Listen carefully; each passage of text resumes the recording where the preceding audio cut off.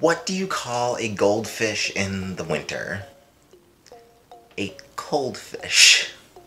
I thought that that was appropriate considering, you know, the time of year that it is and the amount of snow that we're getting in northern North America, because we're all in this blizzard warning right now. But thank you, Joe J, for that joke. Keep sending in those jokes. Keep putting them in the comments. Keep emailing them to me. I got a list of jokes from a viewer, and they are definitely getting written. They've definitely been written down, and they're going to be used. You just gotta keep watching. And cereal. You just gotta keep watching, and your joke will be featured. It just takes a while to comb through them all, but keep sending them in. But let's get to the show. I've got so many interesting stories for you today. Well, 4, but interesting stories nevertheless. All right, let's get to the show.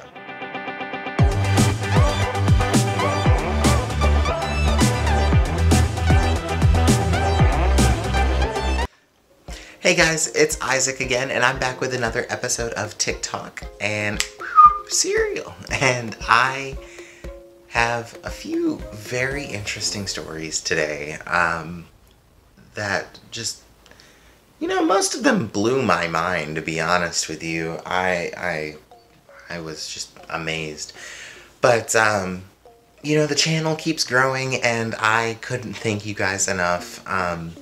But, you know, just remember, we've got that 2,000 subscriber mark, and you guys have been asking for Q&A and, you know, a video about my favorite movies, my favorite music, my favorite, you know, more about myself, and that can, you know, I will do that, but I gotta hit that 2,000 subscriber mark. So share these videos, share my channel, and give this video a thumbs up. And if you're not already subscribed, subscribe and turn the darn bell on, because that way you can know next time it's time for TikTok, like I say every time.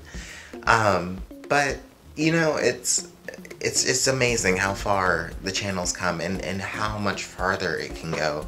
And I'm so excited to be sharing these news stories.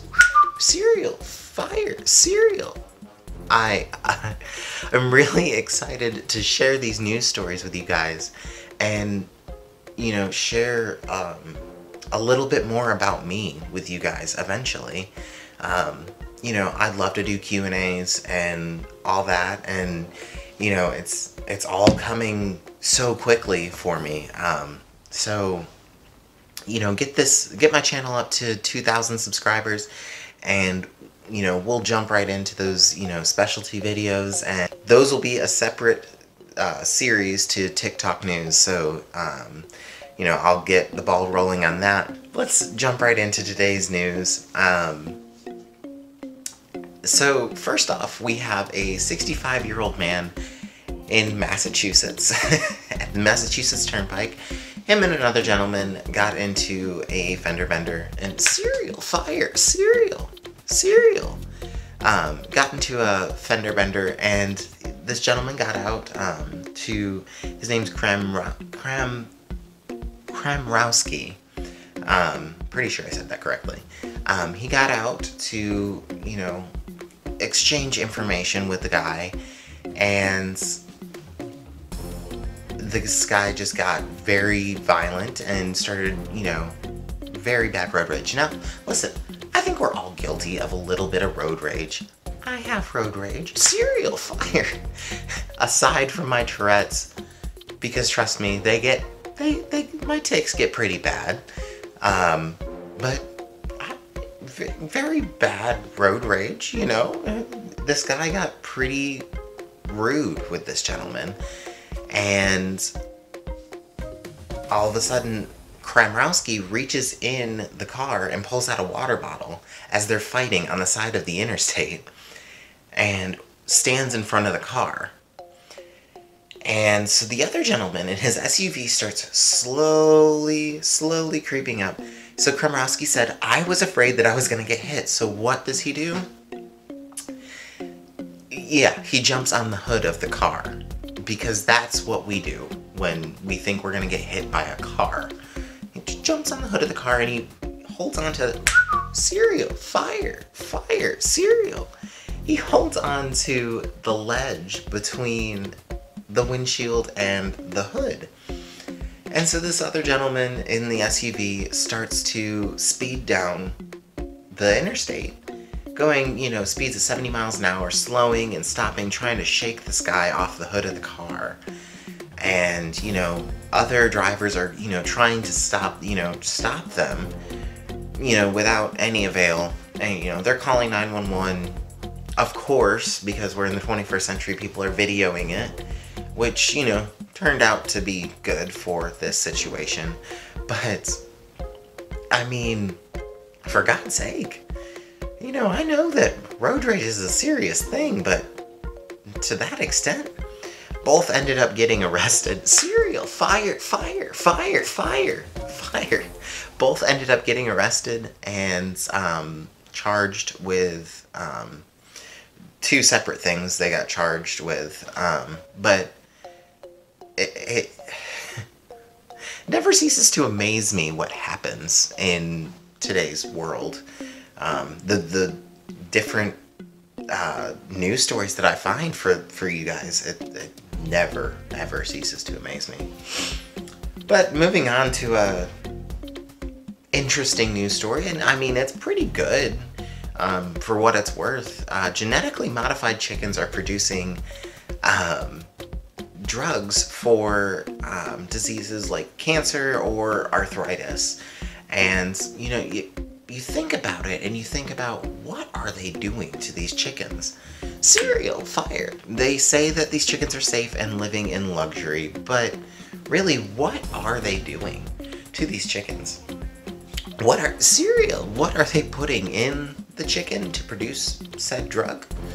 In the egg, because the chickens just think that they're laying eggs. That's all they think. They think it's just natural. They're not doing anything different to the chicken. The chicken doesn't think that it's doing anything different. But these eggs are producing drugs which are 100 times cheaper than producing them in a laboratory. So you have to think about the cost and everything like that, and it is a fantastic thing that's happening, a drug for cancer, a drug for arthritis, and, anything else that they can find that this works with. It's just, it's weird. I know that they're, that they've genetically modified, goats and different animals, and to show that their milk and, eggs and everything else can help with science and medical needs. But why? What are you doing to these poor animals to do that? But, like I said, it's a really good thing. Cereal, fire, fire, cereal. It's a really good thing for them. But I just want to know what they're doing to them. But moving into a little bit of a darker story, a deputy in Kentucky was responding to a call about people throwing rocks out of a car at people and at cars. And so this deputy was going to a call, and I've worked in emergency services as an EMT, and cereal, fire. And you think cereal, and you think that, well, I would think that he would be running emergency, so lights and sirens to this call, because, people throwing rocks, it's kind of an emergency, it's endangering other people's lives. So you'd think about the speed that he had to be going if he was running emergency. Don't quote me on that, because, it never said whether or not he was running lights or sirens, but, think about the speed that he was going. These people coming from the other direction, they met and they threw a rock. If he was running lights and sirens, what possesses you to throw a rock at a vehicle that has lights and sirens? Especially when you can tell it's a police officer. So the officer was going in the opposite direction. They threw the rock, it went through the windshield. So you start to think about cereal, fire, fire, cereal, fire. So you start to think about the physics that go into the rock going into the windshield. It went straight cereal. It went straight through the windshield and hit the deputy in the face. And which, caused him to lose control of the car, and he went straight into the trees, rolled his car multiple times, and, he's so lucky to be alive. And he's recovering very well with lacerations, bruises, scratches, and broken bones. He's recovering, but his first thought when the rock came through and hit him, he thought he had gotten shot. But when he was able to, when the vehicle stopped rolling, he was able to get to his radio and, get into dispatch and let them know what had happened. Now, they had prompted him to call 911 because he didn't know where he was at, so they needed to be able to ping his phone. So he called 911. They were able to, ping his phone and find him, but his car wasn't able to be seen from the road. So, by the cereal, fire, fire, fire. Let's hope it, it wasn't on fire. But by the time emergency crews arrived on scene, they found the rock, and it was the size of a little bit bigger than a softball, is what they said. And that, again, you think of the physics about that and how hard that had to be thrown out of the vehicle to hit him. And cereal, or hit that windshield and go straight through the windshield and hit him in the face. But either way, I'm happy that he's okay and alive. They haven't caught the people that are doing it, but they are reviewing the dash cam footage in hopes to find the people that were doing this. But it's crazy. I understand people do stupid things, and that's basically what we talk about here on Serial on TikTok, is people doing stupid things. But it like I said, never ceases to amaze me, the stupidity that happens in the world. But moving on to something that's, again, stupid, and I can't fathom why this would even happen. So, a Taco Bell was evacuated after a fisherman's catch. This fisherman was, let's start here, using a magnet to fish in the ocean. I don't think you need a magnet to catch fish, but, whatever. But he was using a magnet, and he found a World War II grenade. And instead of calling authorities or calling the bomb squad or, figuring out what he needed to do with this, he puts it in the trunk of his car and he drives 17 miles north to Taco Bell, to which then he calls 911 in the Taco Bell parking lot. And that, of course, triggers an emergency and immediately the evacuation of the Taco Bell. Why did you drive to Taco Bell to do this? What's the point? T-shirt, I'm going to get it made one day. What's the point? But cereal, fire. But yeah, I can't even understand why you would drive so far with it, and knowing if you already knew what it was, call 911 and figure out what you need to do with this. But whatever. Nobody was hurt. The Taco Bell did reopen 2 hours later. The bomb squad handled everything just fine. And it did turn out to be an actual World War II grenade, a hand grenade. So, you know, if you're fishing with a magnet, you find something like that, maybe call 911 where you're at. Don't drive miles away to a random parking lot to call 911. In case something happens, you know, you want to take out more people. You know, that's whatever. But that's all for today.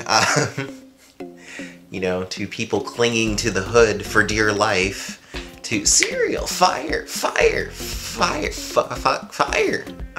The clinging to the hood for dear life, to a deputy that shouldn't have ever been hurt in any fashion or way, you know, to driving to Taco Bell, to call in 911 because you found a hand grenade. Whatever. But you guys, thank you so much for being here. And you know, you guys have requested, I've gotten a request for a t-shirt. And so things are in the works. I have specific benchmarks for specific things that I, you know, want to release with this channel. And, you know, specific subscriber benchmarks, because, you know, I want to see this channel grow, and I want to see so much come out of it. And, you know, there's so many, like I tell you guys each video, there's so many things that are going through, you know, and cereal that are in the works. And, you know, I'm excited. I'm really excited about, you know, where this is gonna go. And, you know, I'm excited to have you guys with me. So again, give this video a thumbs up, and if you guys aren't already subscribed, subscribe and turn the darn bell on. And don't forget to share, because more the merrier. Alright guys, thank you so much. I'll see you guys